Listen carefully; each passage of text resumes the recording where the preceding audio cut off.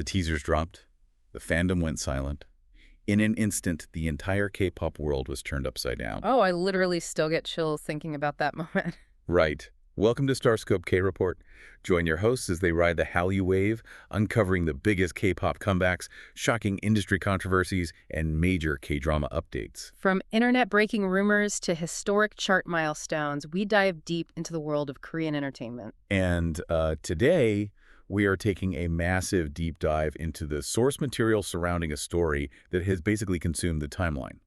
We're looking into exactly why everyone is talking about BLACKPINK Jennie's highly controversial 2026 performances. I mean, if you look at the timeline of events, the contrast is it's entirely jarring. You have undeniable history being made on one hand, and then on the other hand, the internet completely fracturing with this brutal backlash. Yeah, it was everywhere. And we have a huge stack of sources to get through today to really understand this. We're looking at, everything from international media reviews and viral K-netz reactions all the way to prestigious critical acclaim and behind-the-scenes agency moves. Right, involving Atelier and Columbia Records, which is a whole other layer to this. Exactly, because you have hundreds of thousands of people on TikTok calling her lazy. But then, if you turn away from social media and look at elite music critics, they were watching the exact same era and coming to a wildly different conclusion. So different. And the fallout really began over a single weekend in July 2026. Jennie officially became the first K-pop act to consecutively headline 2 major European festivals. Which is a massive deal on its own. Huge. First, she hit Roskilde in Denmark, which is Northern Europe's largest festival. And then the very next day, she headlined the Opener Festival in Poland, Central Europe's largest. Just back-to-back stadium-level stamina required for that. Yeah, and she was up there performing massive hits like Mantra, Extra, Starlight, and like Jennie. I mean, on paper, this is a monumental triumph for a soloist, right? She reached the absolute pinnacle of global touring. Right. But the fandom emotion online told a completely different story. The backlash from K-netz and international fans was just...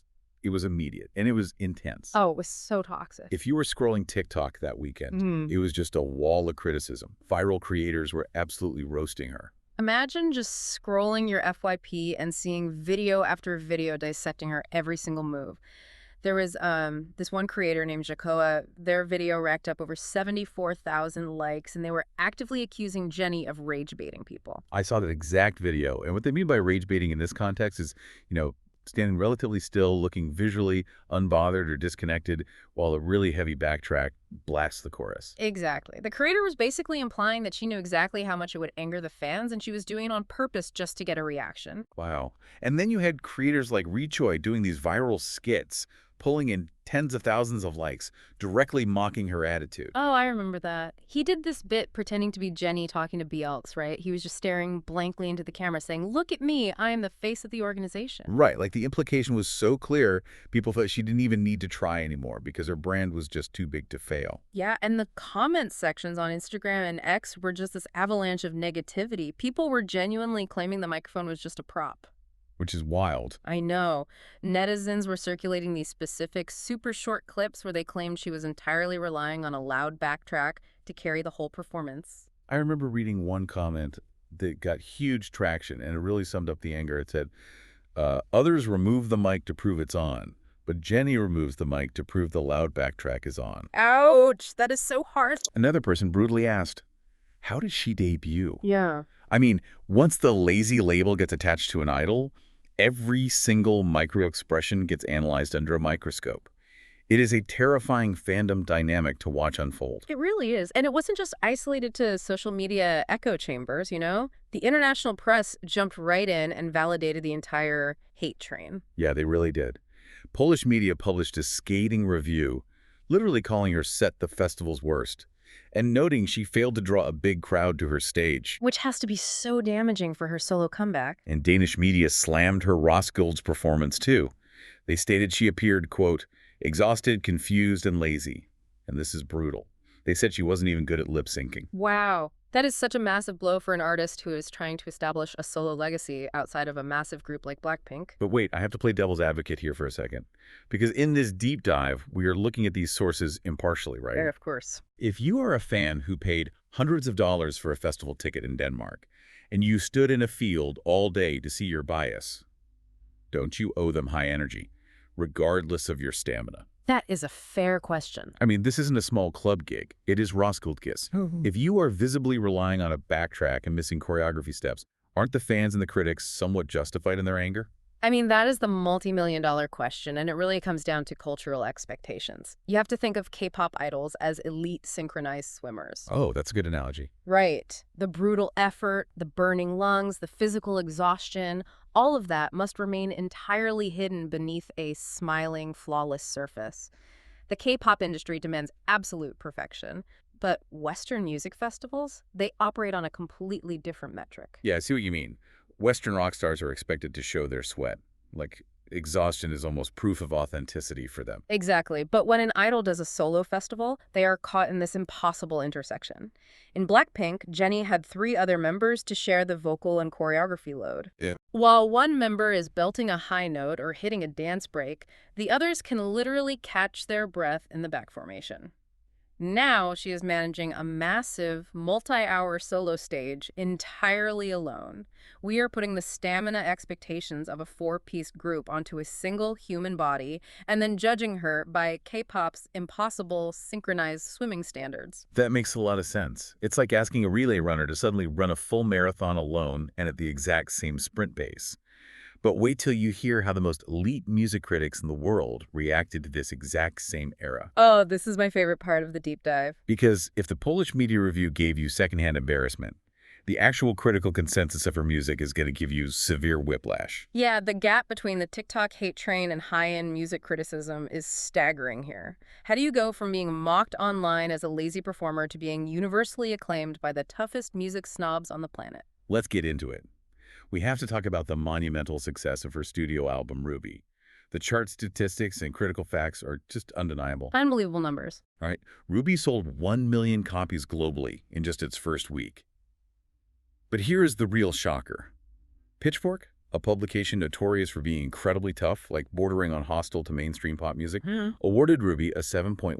7.1. That score is historic for this genre. It's the highest score ever given to a K-pop soloist by Pitchfork. For context, it beat BLACKPINK's own group album, Born Pink, which got a 6.5. Wow. It beat her bandmate solo works too. Lisa got a 5.2 and Rosé got a 5.5. And the crossover hits from this era were inescapable. Oh, completely inescapable. You couldn't go anywhere without hearing them. Her remix of Tame Impala's Dracula hit number 8 on the Billboard Hot 100, and her collaboration spot with Zico achieved a literal all-kill, becoming her second chart topper in Korea. So we have to ask why. Why did Pitchfork, of all places, give her that score? It is because Pitchfork values raw authenticity and artistry over machine-like polish. Oh. Yeah, they loved Ruby specifically because it didn't sound like a manufactured K-pop product. And that critical love extended right back to her home country. The fandom was experiencing pure emotional whiplash. Because the contrast is just so crazy. While K-netz on forums were tearing apart her live festival clips, the 23rd Korean Music Awards were essentially throwing flowers at her feet. And the KMA is judged by critics and industry professionals, right? Not fan votes. Which makes their praise carry so much more weight. She earned 5 nominations and took home Best K-pop Album for Ruby and Best K-pop Song for Like Jennie. Yeah, I was reading the KMA committee notes, and their language blew me away. They didn't just praise the music, they praised her for breaking the taboos of being a female idol. What kind of taboos? Well, they called her an irreplaceable presence. They specifically highlighted her use of coarse language and her bold outfits, focusing purely on visuals and aesthetics that challenged the norm, stating she created a new standard called Jennie. What does creating a new standard actually mean in this context, though? It basically means she is no longer just an it girl following the rules of an agency. The committee recognized her as an auteur. The exact quote on her album was that it leisurely smiles from a place where it has lightly surpassed the seemingly quite demanding conditions of a K-pop solo album. Oh, wow. They're praising her for throwing out the rule book of what a female K-pop idol is supposed to sound like. So on one hand, you have Danish media calling her lazy, and TikTok is mocking her lack of energy. On the other hand, Pitchfork and the most prestigious critics in Korea are saying she's setting the new standard for the entire genre and acting as a musical icon. How do we even reconcile this massive divide? Well, the sources from Reddit actually provide a really vital piece of the puzzle regarding stamina and technology that completely changes the narrative. If you dive into the subreddit, GoPoPrance, fans offer a much more nuanced perspective on this so-called lazy behavior. The reality of touring is brutal. It is so exhausting. Fans point out that Jennie has openly stated in the past that she has a naturally weaker constitution compared to other idols. She gets sick more easily. When you combine a weaker immune system with the grueling, unrelenting demands of the Ruby Experience Tour, her body is simply reaching its biological limit. Yeah. One user, Remarkable Ad 151, argued we need to give her time to adjust to performing alone, saying she uses up 80% of her energy in the first few songs and then just deflates. It is a pacing issue, not an attitude issue. Right. And it goes beyond just physical stamina. We have to talk about the technology. There are documented technical failures on stage that the viral hate completely ignores. This part of the deep dive really frustrated me because it shows how quickly context is deleted on the internet. The perfect example is a clip from her Deadline tour. During a performance of DDDU, Jennie suddenly stops mid-choreography, puts her hand on her waist, and just stands there. I remember that video being everywhere. The clip went massively viral. People used it as absolute proof she was giving up and didn't care about the fans. But what actually happened? Her in-ear monitor broke. Yep. And for anyone who doesn't know, if you lose your audio feed in a massive stadium, you are instantly deafened by the echo of the speakers. You literally cannot hear the track to stay on beat. You have to stop. Exactly. The hardware completely malfunctioned. Rosé even leaned over on stage to ask if she was okay. But on the internet, a broken earpiece is instantly weaponized as a character flaw. A missing audio feed gets translated into "she hates her fans." It's just wild. Yeah. And environmental factors play a massive role too. Another user on Reddit, All Empty, noted that when she performed in Mexico City, the altitude visibly messed with her breathing. Which is totally normal for any human being, let alone someone executing intense choreography for hours. The fans on Reddit debated this heavily. Some argued that if she has low stamina, she should focus entirely on her live vocals and cut the intense choreography altogether. But doing that would invite a whole different type of backlash from netizens who demand the full K-pop performance package. You can't win. You really can't. And later in the deep dive, we'll talk about a shocking plot twist at a major award show where K-pop's biggest stars completely defied the netizen hate. Ooh, yes. So if you love staying updated on your favorites, make sure you're subscribed to Starscope K-Report. We've got even bigger scoops ahead. Definitely hit that subscribe button. Right. So we have this incredible tension, right? We have the critics who love her artistry, the netizens who are tearing apart her live performances, and the fans who are trying to defend the physical reality of touring. But what about her actual peers? That is the big question. What do the other idols, the people who actually do this grueling job for a living, think about Jennie's controversial era? This is the part of the story that really blew my mind. Let's fast forward to January 2026, the 40th Golden Disc Awards in Taipei. Such a legendary night. Jennie essentially sweeps the entire night. She wins the first ever Artist of the Year Daesang Award. That is the grand prize, the ultimate validation in the industry. It really is. She takes home trophies for her solo work, and BLACKPINK also wins for their group track jump. And this event created the most bizarre split-screen reality you can imagine in a fandom. Oh, so? Because right as she is on stage, accepting these awards and performing, the online communities are doing what they always do. Netizens are actively posting clips of her stage, dissecting her facial expressions, and accusing her of faking exhaustion. But inside the venue, in the artist seating section, it was a completely different universe. Completely different. Yeah. The audience footage from the artist section tells a story that entirely defies the internet narrative. Yeah. During her performance of Filter, damn right, and, like Jennie, the biggest groups in the industry, IVE, Stray Kids, ATEEZ, were visibly vibing. And I don't just mean politely nodding their heads. When, like, Jennie started playing, multiple idols literally stood up, danced, and cheered for her.